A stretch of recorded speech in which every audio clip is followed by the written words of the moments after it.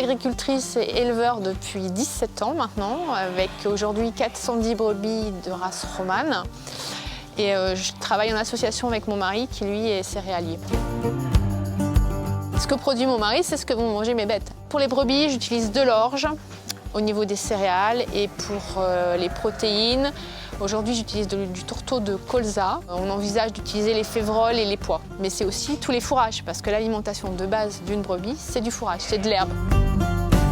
Le bien-être animal, pour moi, c'est avant tout donc une bonne alimentation, qu'elles aient aussi un accès à l'eau, une litière propre.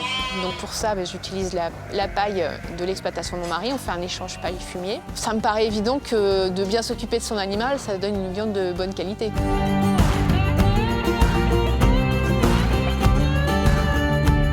J'ai la chance d'avoir 2 grandes bergeries, ce qui me permet de pouvoir avoir tous mes animaux à l'intérieur et donc de pouvoir les nourrir l'hiver facilement, d'autant plus que j'ai des céréales autant que je veux. Et donc je peux élever des agneaux en hiver quand la plupart des exploitations n'en ont pas, parce qu'elles sont dans un système de pâturage, ce qui fait que je peux proposer de l'agneau dans les commerces à un moment où il en manque. J'ai fait un super stage quand j'étais en BTS chez des gens qui avaient le même système que moi. Le fait d'être chez ces gens qui étaient hyper motivés, qui aimaient leur métier et qui aimaient le faire passer, et qui m'ont très bien accueilli, ça m'a aussi donné envie de continuer, quoi. Et puis la brebis, pour une femme, c'est un animal facile à manipuler. Ici, je fais quasiment tout toute seule, quoi. Aujourd'hui, sur exploitation, c'est le premier jour de tonte. On leur enlève leur gros chandail d'hiver, puisque là, le printemps arrive. Et donc les 410 brebis, tous les béliers, les petites agnelles de renouvellement vont être tondues.